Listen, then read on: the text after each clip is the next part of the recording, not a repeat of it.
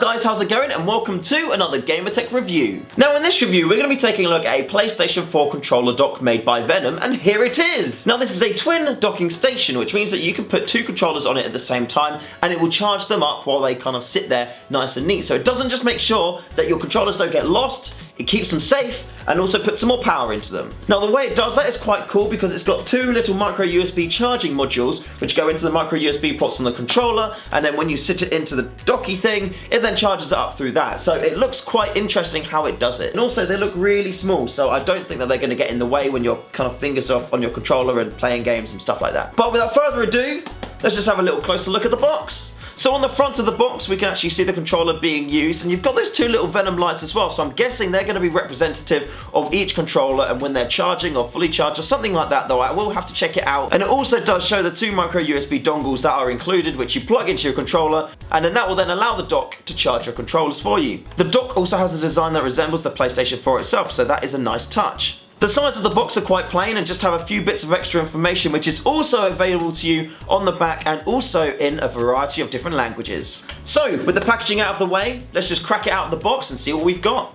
So it has got a nice plastic formed body which houses everything in there, which is good because it means it's really easy to get into. You don't have to mess around with cutting all the plastic up. We have a quick user instruction guide included too, so that's nice and handy. We also have a USB to micro USB cable. Now we'll use this to connect the device to PlayStation or USB power outlet in order to charge the controllers. These here are the two micro USB skids which you attach to your PlayStation 4 controllers, and you see on the back of them you've got those little metal contacts there. Now these are going to be the contacts that touch on the dock and actually charge your controller. And now moving on to the last bit in here, we actually have the dock itself, which if you look at it does resemble the PlayStation 4 design, which is really cool. Now if I pick up one of these skids, you can see how it matches and goes into the dock. I can place that in position, and because of the big design, it actually holds it in place really well. Like, that's not going anywhere, which is handy. Now we do have two LED Venom symbols at the front here, and I'm presuming that each one will light up for each controller. So if the first one's in and charging, then this will light up. If the second one's in and charging, then this one will light up. Though I will have to test that out later on. Now if I quickly remove that and turn it over to the back, you can see this is where the micro USB cable connects into the device. So it's nice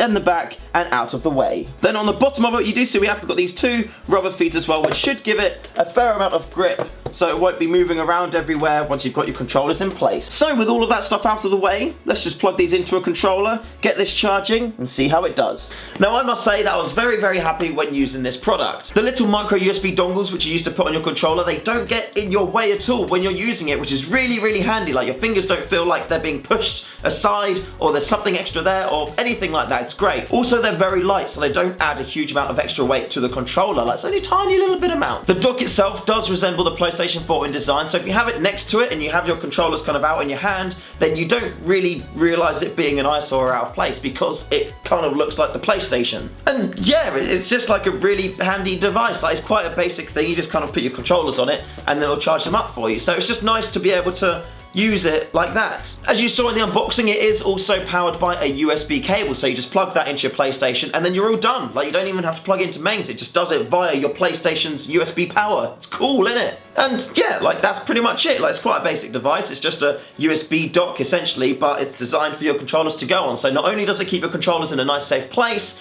you can kind of see them and have access to them all the time, but it also keeps them fully charged up. So no more will you be playing a game and halfway through your battery in your controller dies, because that is such a pain in the butt. It really is. It feels like you've sat on a thumbtack or something. Now if you are looking to buy one of these for yourself, you're looking about the £20 mark. Now I think that is actually a fairly adequate price for what you get included. Like, it keeps everything nice and tidy, it's right there, and everything is always fully charged, ready to go. And the fact that it's just powered by the PlayStation 2 is just another cool feature. So yeah, 18-20 quid. Bargain. And that's pretty much it for now, so thank you very much for watching. I hope you've had a pleasant experience, you've learned a few things, and if you are looking for a PlayStation 4 controller dock, then check this one out. It will do everything you need it to do and more. Well, not too much more, it'll just kind of do what it's supposed to do. But that's what you want it to do, isn't it? That is exactly what you want it to do anyway, so perfect. If you haven't already, then please do hit that subscribe button at the top or below or wherever it is. I can't remember where it is. And also, if you like watching live streams, then check out the description below as my Twitch channel link is in there. So click that and click follow, and then we can kind of play some Hearthstone or Counter-Strike or something like that together in the future. It'll be awesome, I swear. So that's it. I'll either see you in the next YouTube video next, or I'll see you over on Twitch. Either way, I shall catch you later. Stay fresh, guys. Now, in order to test this, I ran Battlefield 4 running at 1920 by 1080, so full HD, and had everything on ultra settings. Now, in this review, I'm going to be taking a look at a power bank by EasyAct. Now, I have reviewed one of these by EasyAct before, which was a 10,000 mAh power bank, but this one is a 15,600 mAh power bank.